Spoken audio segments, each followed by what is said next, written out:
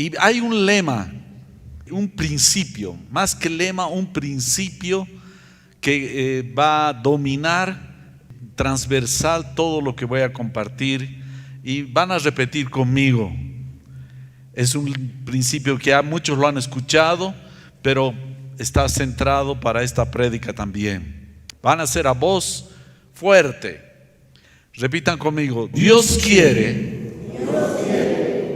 una familia de muchos hijos iguales a Jesús.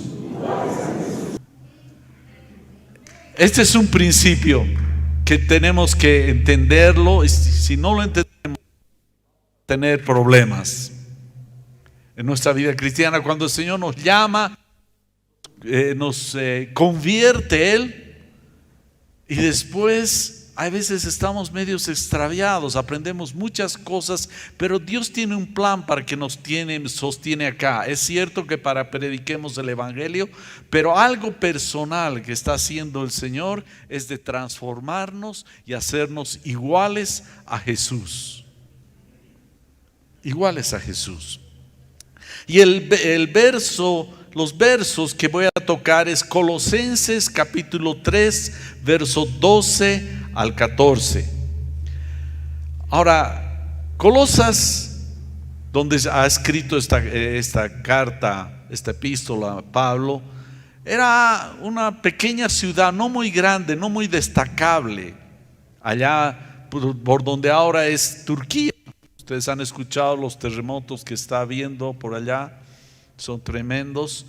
Por ahí estaba ubicado esta ciudad, Colosas. Y era un pueblo, la iglesia se levantó, no fue predicada originalmente por Pablo.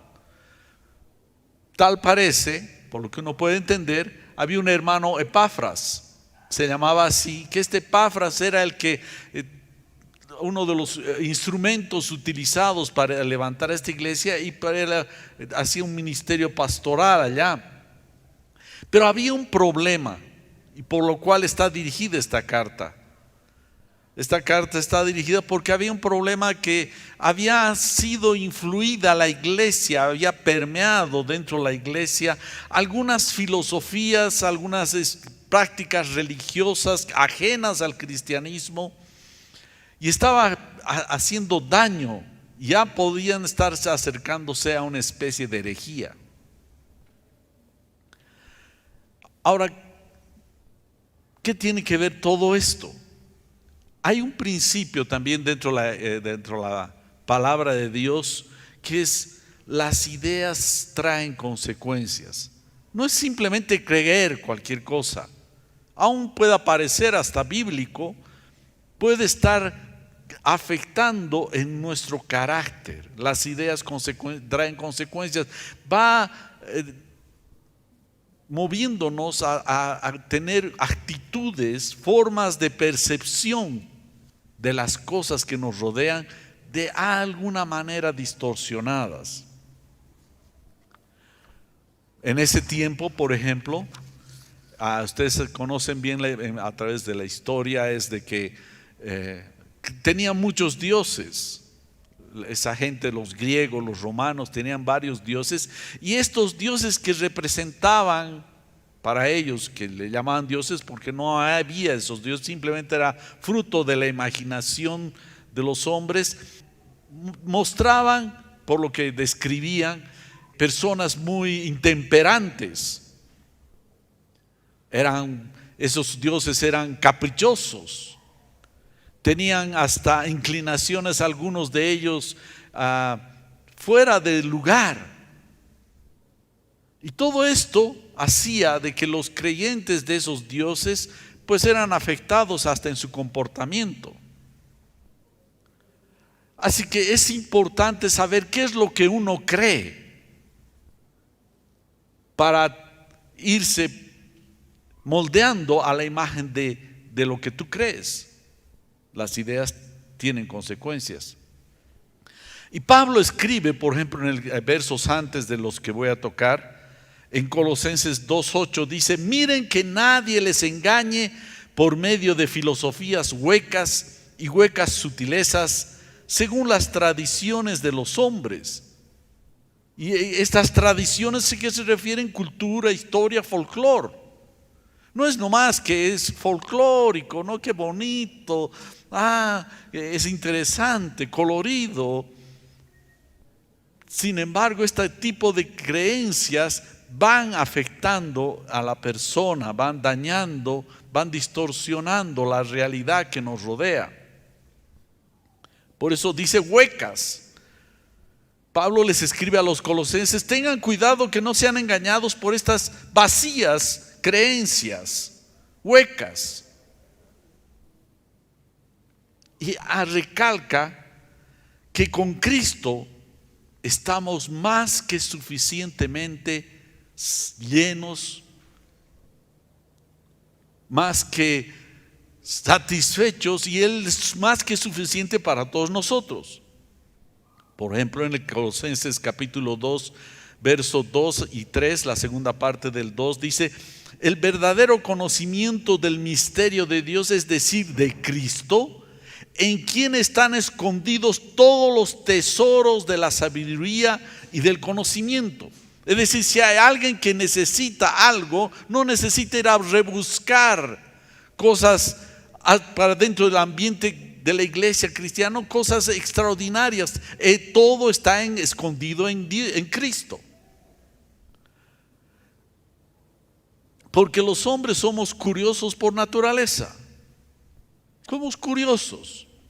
Y a veces hay cosas interesantes que nos llaman la atención. Sin embargo, estamos tal vez un poco yéndonos más allá de lo necesario. Necesitamos conocer a Cristo. En Él están escondidos todos los tesoros. Todos los tesoros. No dice alguno, no dice la mayoría. Dice todos los tesoros de la sabiduría y del conocimiento. Ahora, el verso 8 que les había mencionado antes, en una versión, en la versión nueva traducción de la Biblia, está un poquito más claro. Me gusta lo que dice. Dice, no permitan que nadie los atrape con filosofías huecas y disparates elocuentes que nacen del pensamiento humano y de los poderes espirituales de este mundo y no de Cristo.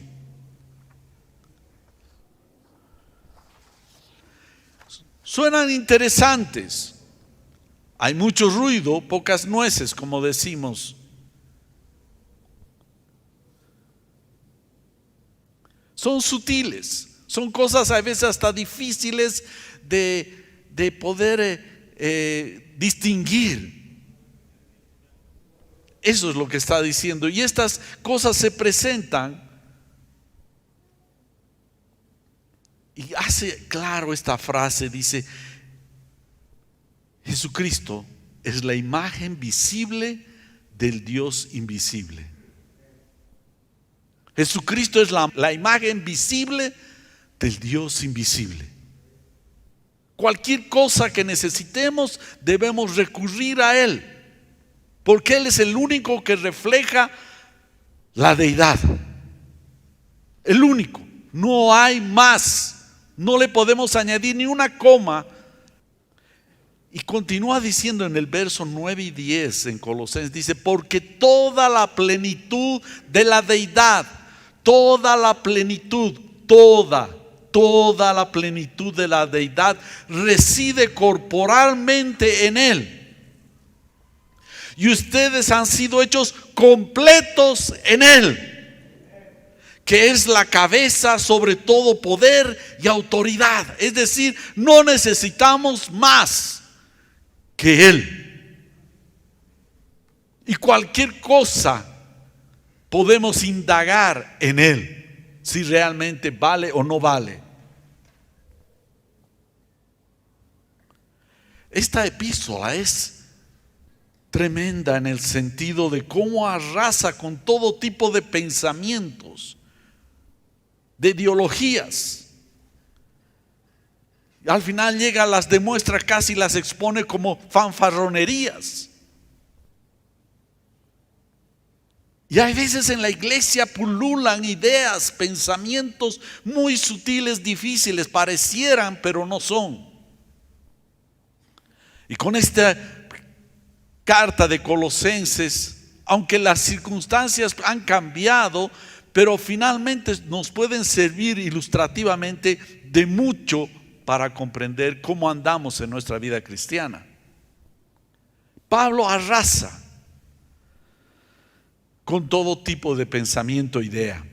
En Colosenses 2:15 menciona algo tremendo. Dice, Dios despojó de su poder a los seres espirituales que tienen potencia y autoridad, y por medio de Cristo los humilló públicamente, llevándolos como prisioneros en su desfile victorioso. Lo que está diciendo que el hombre solamente necesita de Cristo. Solamente, y todo está escondido, todo está ahí, lo tiene contenido, y que Él agarró, despojó. Ahora, cuando está hablando en estos términos acá, en un desfile victorioso, se está refiriendo a lo que pasaba, y hasta ahora si pasara, pero en ese tiempo era muy común. Inclusive los pueblos, los reinos salían ciertas determinadas fechas a pelear. Era como una evento, salían a pelear. Como decir, a probar músculo. ¿Quién era más?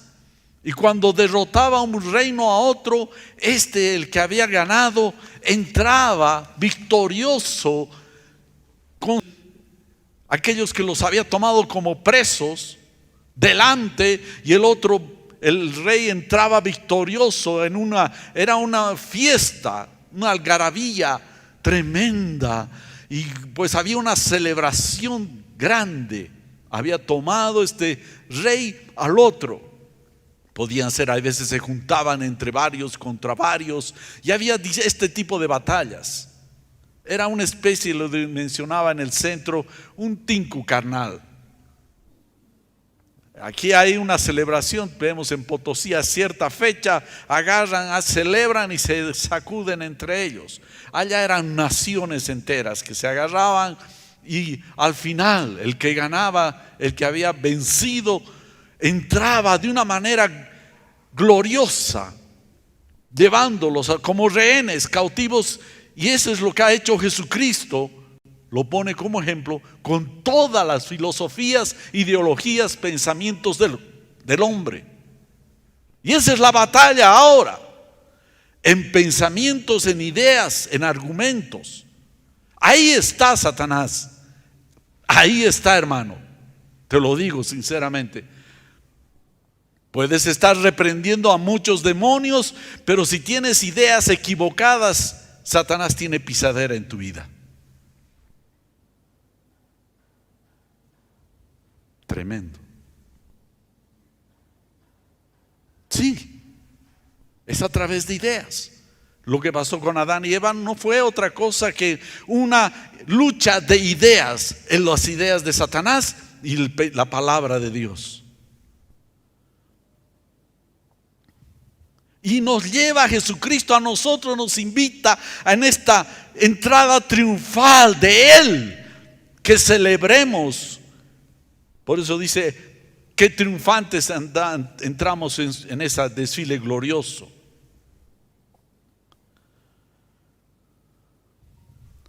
Ahora nos habla después en Colosenses de que nuestra vida está escondida en Cristo, en lugares celestiales. Pero nos invita a que nos deshagamos de actitudes, de accionares, de comportamientos que son propios a un mundano, que no nos hace más cristianos el si llevas una Biblia no te hace eso cristiano, aunque te pueda ayudar a identificar, sino que nos está llamando a que tengamos una transformación a imagen de Dios de nuestro interior, de nuestro carácter. Ahí está el trabajo de Dios. Por eso estás individualmente tú acá en la tierra. Es cierto, para predicar el evangelio, pero también es para ser transformado a la imagen de Dios. Y empieza este verso, el capítulo 3, verso 12, ahora sí entramos ahí, dice: entonces ustedes, como escogidos de Dios, santos y amados. Entonces, como escogidos, ¿a qué? ¿A qué nos ha seleccionado Dios? No nos olvidemos que el ser humano es la única criatura que ha sido creada a la imagen de Dios. Ustedes vean, en toda la creación Dios hizo aquí, allá, dijo esto y del otro, pero es el único ser, y dice eso en Génesis 1:26, y dijo Dios: hagamos al hombre a nuestra imagen, conforme a nuestra semejanza. ¿Qué está diciendo? Que nosotros debemos reflejar al Señor en nuestras vidas. Algunos ahora, tanto se ha tergiversado que hay muchos que han sido hechos a la imagen del mono y se parecen a él. Y no lo digo despectivamente, pero sus actitudes, su creencia la lleva a actuar de esa manera.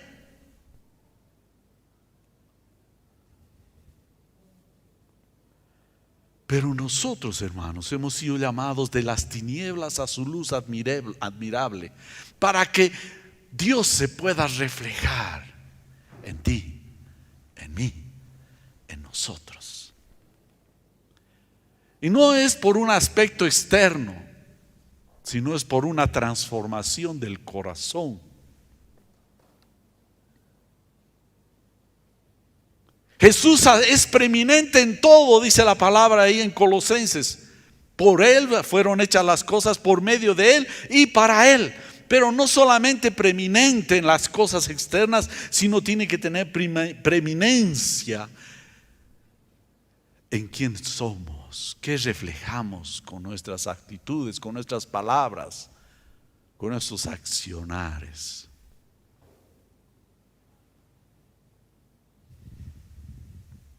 Yo creo que la mayor batalla del cristiano, que por eso Cristo lo llevó a la cruz y nos llevó a todos nosotros, es lo que somos. Eres tú la mayor batalla del Señor. Te está conquistando, convirtiendo, transformándote a su imagen. Por eso dice que debemos despojarnos. Versos antes dice, debemos despojarnos, deshacernos de aquello carnal, desechar, quitar, remover ese viejo hombre. Como dice Colosenses 3, 9 y 10, versos antes de aquello que quiero centrarme. Dice, habéis sido desvestido del viejo hombre con sus prácticas y revestido del nuevo, el cual conforme a la imagen del que lo creó, se va renovando. Es decir, despojarnos, quitarnos.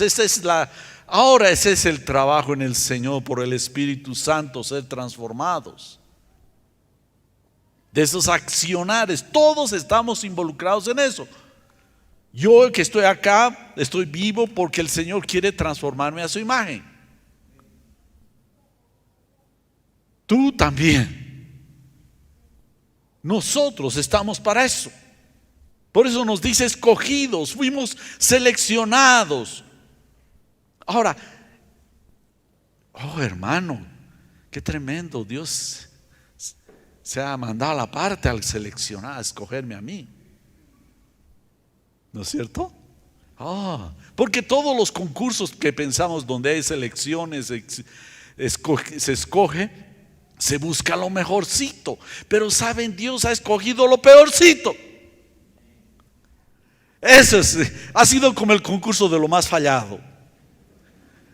Sí, eso es lo que dice en 1 Corintios capítulo 1 versos 27 al 31. En la versión en la versión que dice la palabra, dice, miren qué bonito, es tremendo. Dice, al contrario, Dios ha escogido lo que el mundo tiene por necio. No hemos venido a la iglesia para pintar. Miren que Dios me ha escogido. Wow, qué tremendo. Un selfie. Lo voy a colgar en el Face. Qué tremendo, Dios se ha mandado a la parte conmigo. No, Dios dice que ha escogido lo más necio de este mundo. ¿Duele? Sí, pero es la verdad. Para poner en ridículo a los que se creen sabios. Ha escogido lo que el mundo tiene por débil para poner en ridículo a los que se creen fuertes. Ha escogido los sin importancia, según el mundo, los despreciables, lo que nada cuenta, para anular a quienes piensan que son algo. Gracias a Dios, porque yo soy un necio, un débil, que no sirvo para nada, porque así fue que Dios puso sus ojos en mí.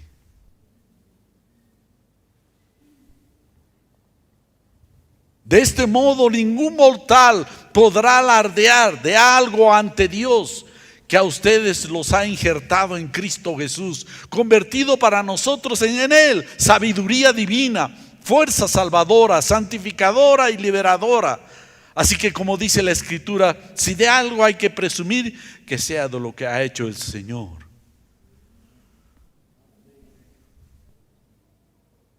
Si no pasamos por esta trituradora de nuestro ego, vamos a tener problemas delante. Porque siempre vamos a considerarnos algo más, de una mejor espécimen. Pero si aceptamos, como les decía a un hermano, que somos chakras. Y es por eso que el Señor puso sus ojos en mí. Por eso Pablo decía, yo soy el primero de los pecadores. Lo tenía muy claro, lo decía, dice en 1 Timoteo 1:15. Soy el primero. Yo soy el ejemplo. A su peor enemigo lo llamó a su mesa para que lo anunciara. ¿Han escuchado de este escultor Miguel Ángel? Yo creo que sí, la mayoría que han escuchado de este, que era pintor, escultor. Este hombre, una de las cosas de la obra, y algunos la mencionan como la más hermosa obra de su escultura, de lo que ha hecho, se llama El David, que se refiere al rey David. Y cuando uno lo ve afuera del aspecto desnudo, pero cuando uno ve, es una calidad, qué mano más. Uno queda pasmado al ver esa obra, cómo este hombre ha trabajado. Él nació de padres que vivían en una cantera, trabajaban en una cantera. Y tenía la costumbre de que cualquier trabajo que iba a hacer, él mismo escogía la roca que iba a llevarla después a su taller para trabajar. Y había una roca que había sido tentada por varios escultores, hasta muchos de ellos le habían echado mano y la habían dañado, hasta perforado. Era una roca que medía casi 6 metros de altura. No sé, creo que es hasta este techo, me imagino. Escogió esa roca. Por el año 1500 se dedicó a trabajar en esta roca, la escogió. Y de ahí salió esta escultura, el David. Nosotros somos piedras, es lo que dice Pedro. Nos ha escogido, pese que otros han tratado de hacer algo en nuestras vidas, filosofías, tendencias, pero Él nos escogió y nos llevó a su taller para labrarnos a la imagen de su Hijo. Esta roca ya había sido despreciada. Justamente entre las rocas de este lugar, estas piedras que trabajan de Carrara, mármol de Carrara. Uno dice, uy, esto es de Carrara. A veces hay gente y hay palacios que han formado de ese mármol. Ya había sido despreciado, esta piedra, esta roca de 5 toneladas. Este hombre la escogió, es que vio en esa roca que iba a formar su obra máxima.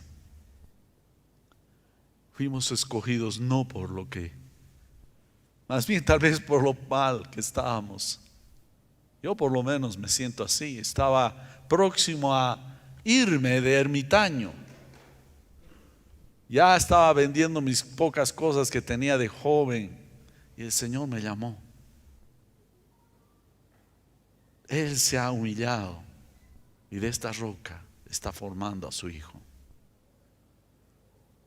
¿Qué eres tú, hermano? ¿Qué piensas que eres tú? ¿Ah? Por eso dice, ustedes escogidos y amados, escogidos, santos y amados. ¿Qué es santo? Ahora aquí uno dice escogidos, santos y amados, pero saben, es muy interesante analizar estas dos palabras, santos y amados. Están en un verbo que se llama participio. Ustedes conocen más que yo sobre estos temas en forma pasada. Pero este verbo tiene la cualidad de ver que el que recibe la acción es pasivo. Estos términos, santo y amado, está en voz pasiva, no en voz activa. Significa que hay un tercero que su accionar afectó a este. ¿Qué está diciendo? Que nosotros somos santos y amados por la obra del tercero, que es Dios, sobre nosotros.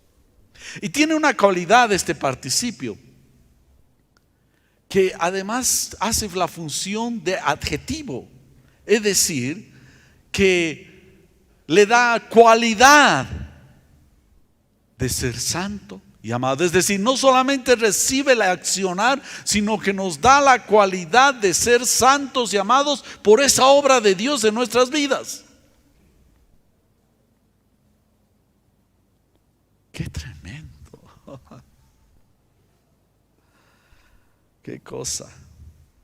Y aquí Pablo en esta carta está hablando respecto a estos términos, a veces hasta religiosos. Por ejemplo, en Colosenses 2:21 había prohibiciones de decir no manejes, ni gustes, ni aun toques. Dice que no tiene nada, no afecta nada contra los apetitos de la carne.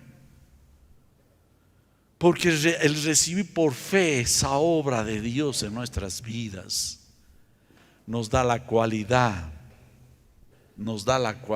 y la calidad de su obra en tu corazón. Entonces, santos y amados,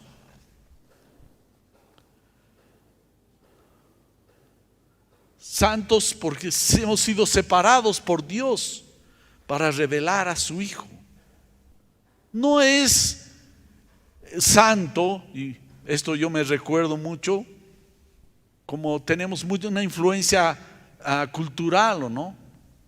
Cuando uno iba, hasta ahora puede ir a uno de esos templos, uno dice estos son los santos, ¿o no? Y uno mira a los santos, ahí está con sus manos así mirando al cielo, ¿no? Y uno dice, pucha, yo tengo que ser así. O otros pensamos que vamos a entrar levitando, ¿no? Flotando acá. Estos son los santos.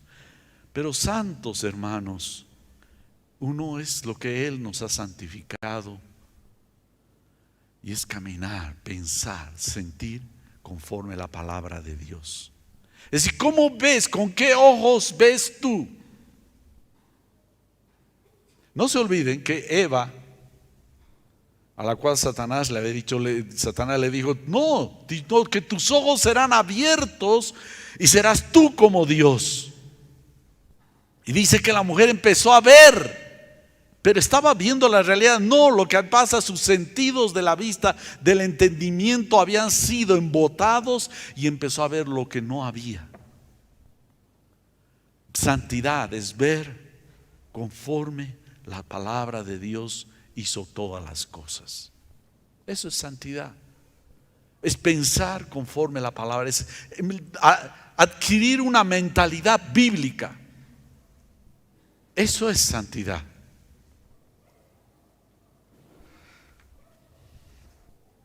Y somos amados, somos apreciados por Dios, por esa obra. Es como esa roca que Miguel Ángel, en lugar de cargar hasta la población que él vivía, y empezó a trabajar con ella, le aseguro que la cuidaba, que no la golpee más, pese a que ya había sido dañada.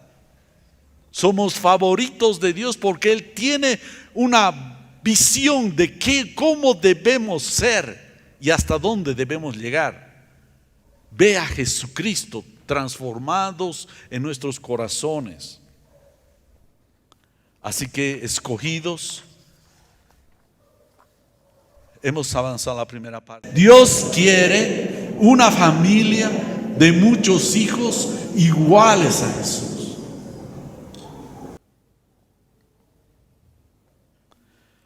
Continúa diciendo en el verso 12, después de haber visto escogidos, santos y amados, dice: revístanse de tierna compasión, bondad, humildad, mansedumbre y paciencia. Aquí el Señor nos está hablando de que esto es Cristo, y eso lo vamos a descubrir más y más, y yo sé que muchos de ustedes lo saben. Ahora, versos antes está hablando de despojarnos del viejo hombre, despojarnos, quitarnos, desnudarnos del viejo hombre y vestirnos del nuevo, que es a la imagen de Cristo. Revístanse. Pero antes no puedes vestirte si no puedes primero desvestirte aquello que no sirve. Si yo estoy con este traje y tengo que cambiarme, quiero ponerme un overol, si me pongo encima va a ser incómodo. Debo sacarme primero todo este traje y después vestirme del nuevo, aquel que quiero vestirme. Es eso lo que debe pasar. Ahora, en Gálatas 3:27 nos dice: porque todos los que fueron bautizados en Cristo, de Cristo se han revestido.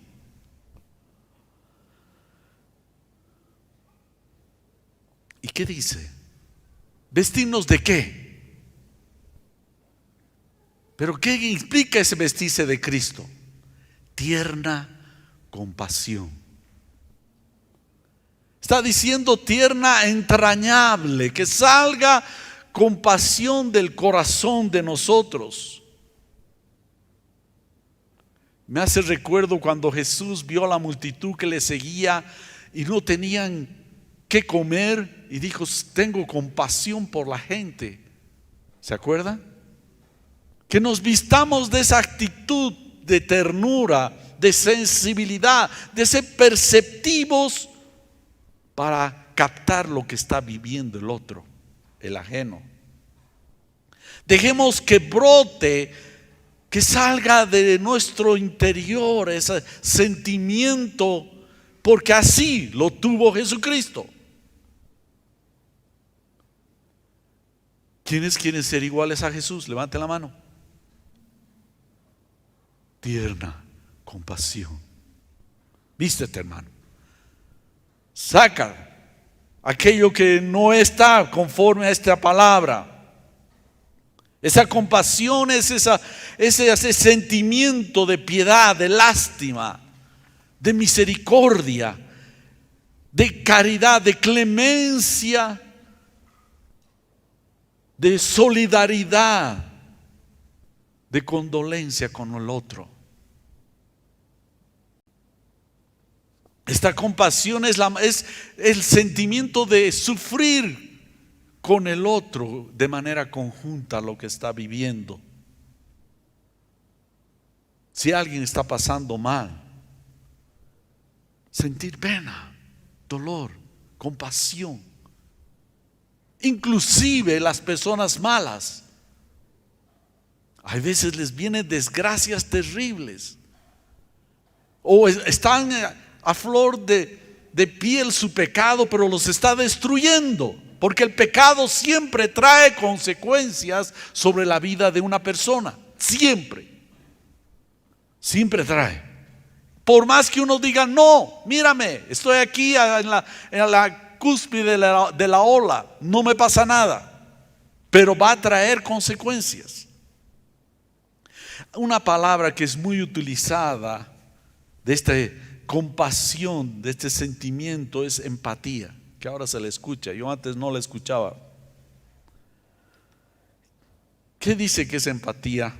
Es el sentimiento de identificación con alguien, o la capacidad de identificarse con alguien y compartir sus sentimientos. A veces ver lo que está pasando en las personas, las familias, las vidas. No falta. El mundo nos está clamando por compasión. Debemos ser solidarios. No es solo sentir pena. Compasión es algo mucho más intenso que nos puede llevar al accionar si está a nuestro alcance.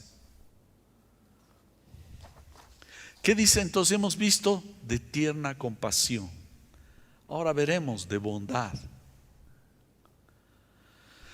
¿Queremos parecernos a Jesús? Debemos tener cultivar esto, abrir nuestro corazón a este tipo de actitudes, de carácter en nuestra vida. Es la cualidad de bueno, inclinación a hacer el bien, es aquello que nos lleva a hacer el bien. Yo le veo a esa palabra que es muy utilizada en la Biblia, benignidad, ser benigno. Y una de las cosas, yo digo, ¿qué puede ser benigno? Una de las plantas que yo mucho uso a veces para situaciones es la manzanilla. Desinflamante tremendo. Receta, anótenselo. Esa planta es benigna para todo.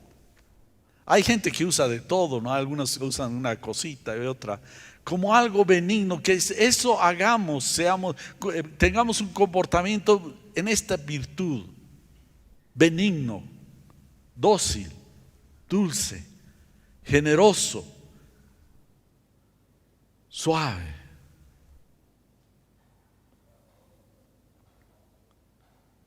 Bondad está relacionado con misericordia.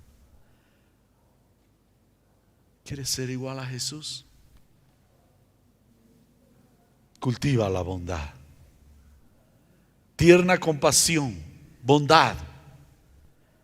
Y hay otra virtud que debemos cultivar, que yo la veo muy importante, humildad. Humildad. Hay veces la cultura misma ha tergiversado, hay veces que pensamos es humilde, ¿no? Vemos que una persona anda medio mal vestida, qué sé yo, es humilde, ¿no? No, humilde es acá. Porque hay veces esos humildes pueden tener un carácter brutal.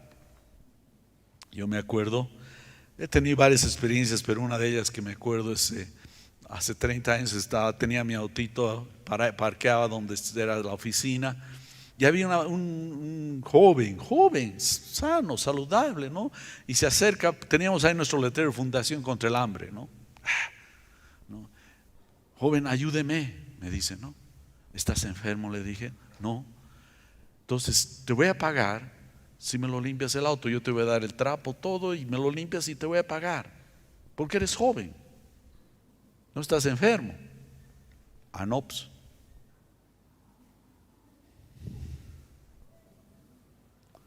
¿No?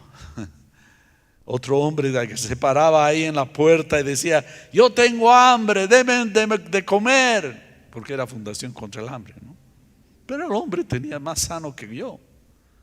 Pero ¿qué pensamos que es humildad? Y miren esta descripción preciosa y bien acertada. La humildad es la virtud que consiste en el conocimiento de tus propias limitaciones y debilidades. Humildad es la virtud de reconocer tus propias limitaciones y debilidades. ¿Quieres ser humilde? Empieza a reconocer tus limitaciones y tus debilidades.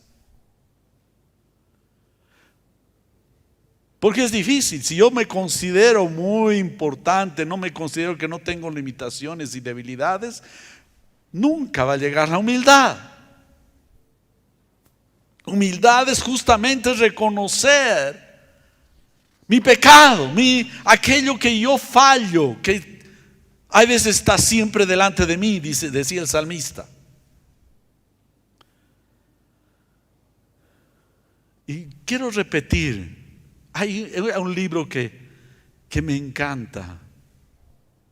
Y varias veces o algunas veces lo he mencionado. Hay un párrafo tan precioso, casi todo ese libro escrito por Andrew Murray, que se llama La humildad, la hermosura de la santidad. Eso está en el PNF, no, en el estudio de siervos. Si no se han inscrito, inscríbanse. Aquí pueden contactar con Juan Carlos, con Flavio. No sé si hay alguien más que está viendo sobre ese tema. Y miren lo que dice sobre la humildad. Concentrémonos. La humildad es el lugar de completa dependencia en Dios. Es el primer deber y la más alta virtud de la criatura y la raíz de todas las virtudes, por la misma naturaleza de las cosas. Por el contrario, el orgullo, o sea, la pérdida de esta humildad, se constituye en la raíz de todo pecado y maldad. Para aquellos que persiguen y profesan la santidad, la humildad debería ser la marca principal de su rectitud y probidad. Y es que en el cielo y en la tierra el orgullo y la autoexaltación es la entrada y nacimiento de la maldición del infierno. Todo esto para dar a conocer por toda la región de la eternidad que el orgullo puede degradar a los ángeles más altos en demonios, y que la humildad levanta al ser humano de carne y sangre caído a los tronos de los ángeles. No mires el orgullo solo como un mal genio fuera de tiempo, ni la humildad como una virtud apacible, porque uno es la muerte y la otra la vida. La una es todo infierno y la otra todo cielo.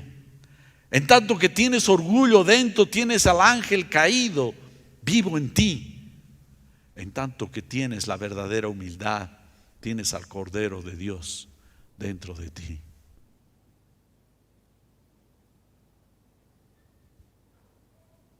La raíz de la caída de Satanás ha sido querer ser igual que Dios. Su orgullo, soberbia. A mí nadie. Yo entiendo, yo sé todo.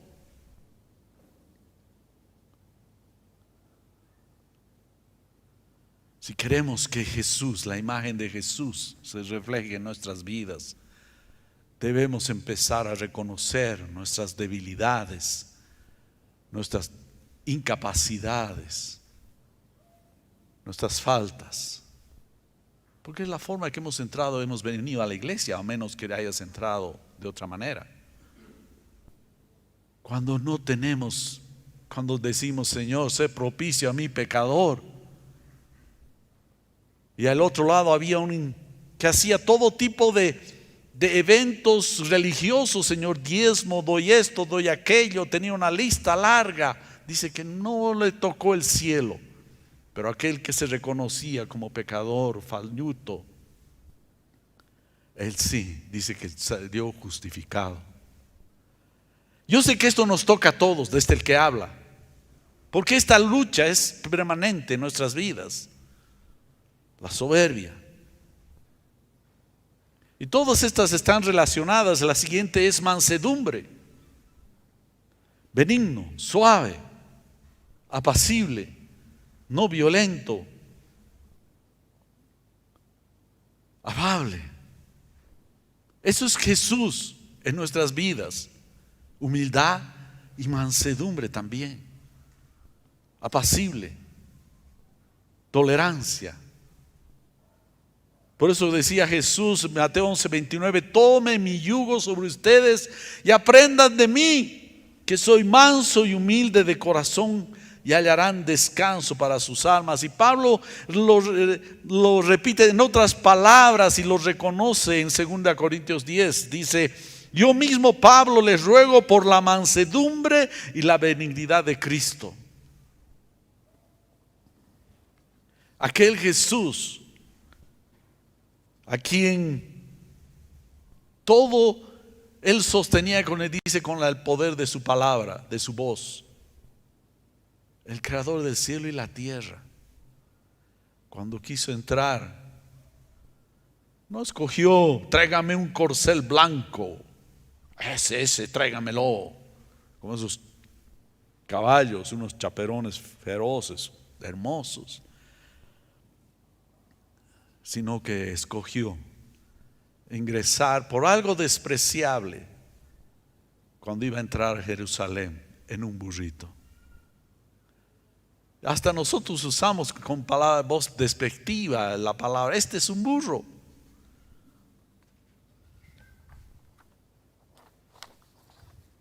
No les dijo a sus discípulos, bueno, prepárense muchachos, pónganse el mejor traje y vengan conmigo. No. Tal vez en nuestra época hubiera dicho, a ver, muchachos, vayan y controlen, vístanse de negro con sus lentes negros. Revisen todo lugar seguro, si hay francotiradores, radios satelitales, helicópteros. ¿Cómo se vistió? ¿Cómo se entró él?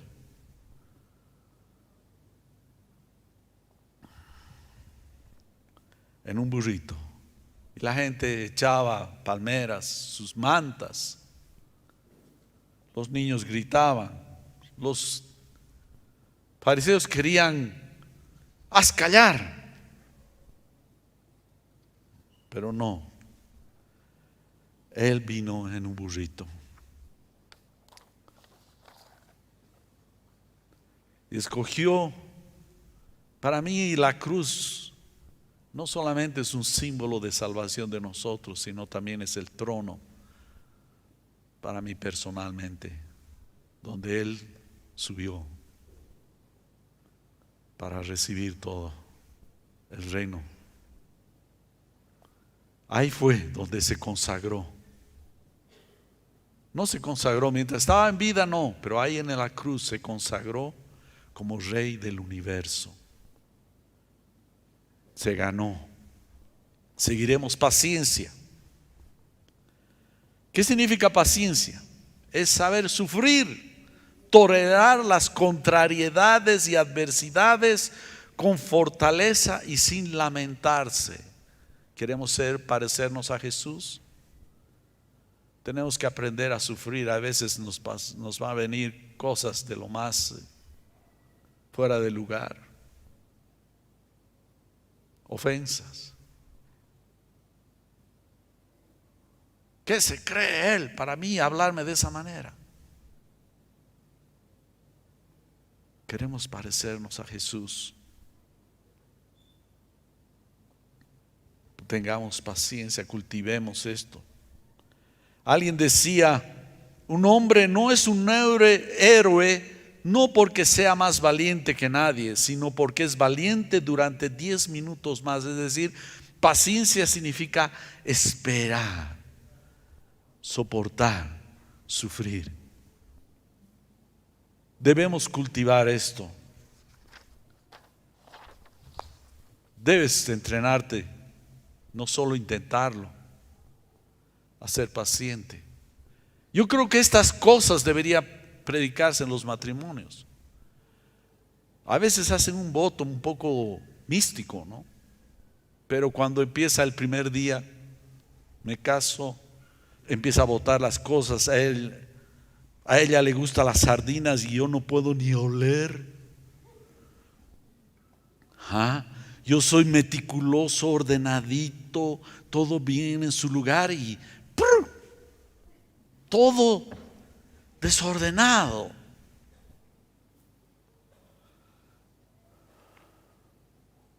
Es una oportunidad para aprender a ser como Jesús, paciente. Paciente. Paciente, justamente esperar, soportar. ¿Cuánto de paciencia tienes? Así te falta Jesús en tu vida. Y lo primero que tienes que hacer es reconocer. Ese es el primer paso de humildad. Todas esas virtudes están relacionadas unas a otras. Dios quiere una familia de muchos hijos iguales a Jesús. Que el Flavio sea igual que Jesús. Que José sea igual que Jesús. A mí no me llega. Todos. Y continúa diciendo en Colosenses 3:13, dice, soportándose unos a otros y perdonándose unos a otros. Si alguien tiene queja contra otro, como Cristo los perdonó, así también háganlo ustedes.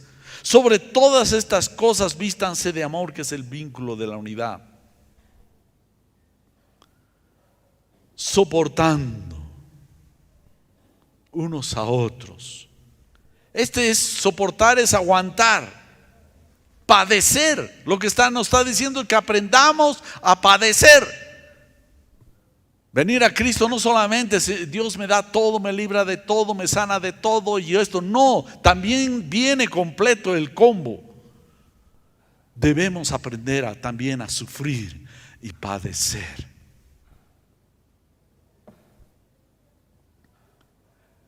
¿Quieren ser cristianos? Los invito a padecer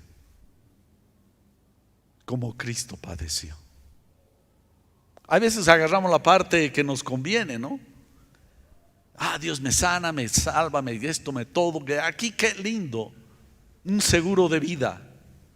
Pero el cristiano tiene que aprender a padecer, a aguantar, a soportar, a sufrir, a tolerar. Esto muestra que hay dominio propio. Y a falta de soportar es la que no hay dominio propio. Por eso dice Santiago, ¿de dónde vienen los conflictos y pleitos? Santiago 4:10 dice, ver que sus pasiones, que no es malo, las pasiones no es malo, el problema es cuando se desembocan esas pasiones y nos empiezan a controlar y nos empiezan a dominar y que están por encima y nos manejan. ¿No son de vuestras pasiones que se pelean en sus miembros? Dice. Qué tremendo. Soportar. Lo que dice Proverbios 6:32 dice, más vale ser paciente que valiente. Más vale el dominio propio que conquistar ciudades. Ahorita en este momento yo veo, hay un hombre ahí, un presidente de una nación, invadiendo otra nación. Ese hombre, aunque tenga todo el armamento que tenga, le falta soportar. Proverbios 29:11 dice, el necio da rienda suelta a su ira, pero el sabio sabe dominarla. Y en Proverbios 14:29 dice, los que tienen entendimiento no pierden los estribos, los que se enojan fácilmente demuestran su gran necedad. Soportándose unos a otros, es decir, no solo de un lado. En la iglesia debería ser, realmente debemos que cultivar estas virtudes. No solo de algunos que soportan a los otros, que también está bien, pero en la iglesia debería ser de ambos lados. Soportarse, tú me soportas, yo te soporto. Yo me pongo a pensar en mi esposa que no está acá, pero ¿cuánto me ha soportado a mí? El otro día se lo dije en la iglesia arriba en el centro, gracias por soportarme. Le puedes decir a tu cónyuge del lado, gracias por soportarme. Dile, gracias por aguantarme.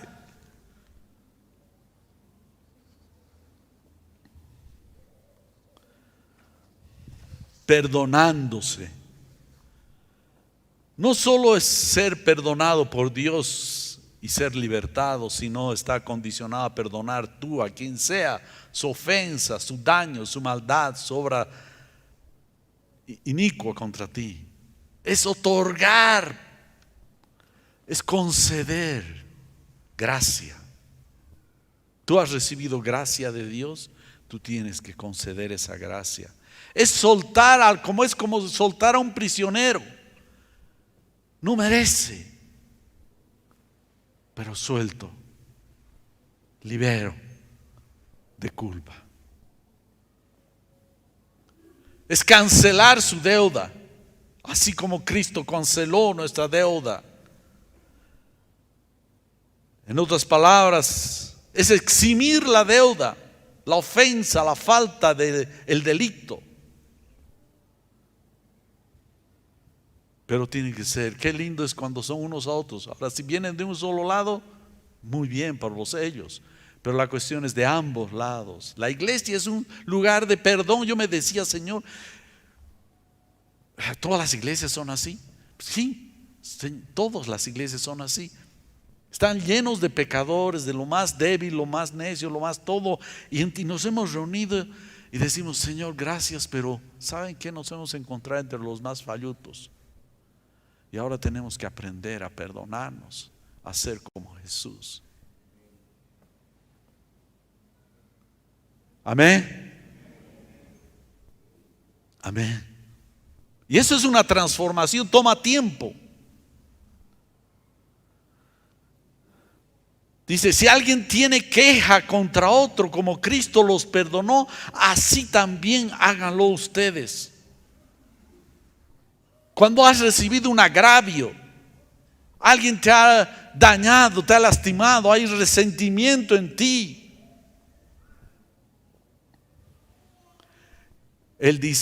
Pablo dice, así como Cristo te ha perdonado todo lo que tú has hecho, tus iniquidades, tus maldades, y te está perdonando, así perdónalo a ese otro que te está haciendo daño. Yo en las mañanas lo primero que agarro es adorar a Dios y le digo, perdono. A veces me viene la memoria, ¿no? Tin, tin, tin, tin, tin, tin, tin. Empieza a como en computadora. Perdono. Suelto. Amén. Amén.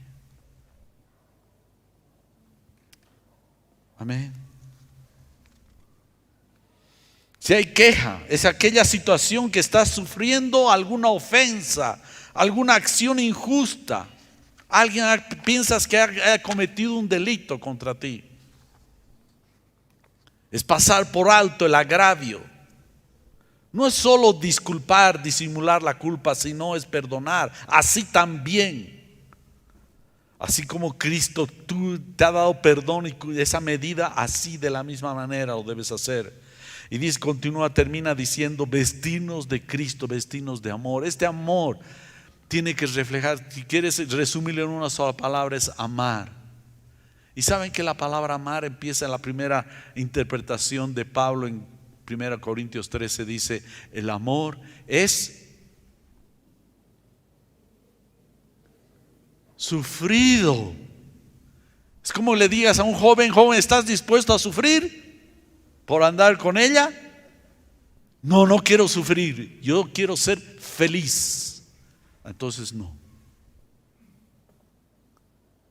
O al revés, al varón. Hermanos, el matrimonio es una bendición. Hay cosas tremendas, la compañía, todo está completo, lindo, lindo, lindo, pero falta algo. Y es también aprender a sufrir, ver las deficiencias de tu cónyuge y que te las vean las tuyas. Saben, no solamente es una figura el estar desnudos, el estar desnudos del alma. Es la persona que más te conoce, es tu cónyuge. Y el que está más cerca para poder destruirte o tú le puedas destruir. Y es justamente el amor que va a cubrir las faltas. Eso es amar.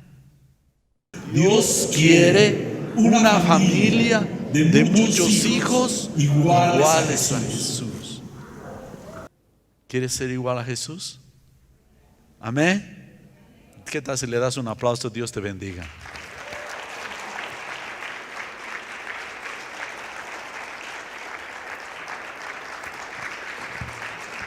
Amén. Gracias, Pastor Francisco.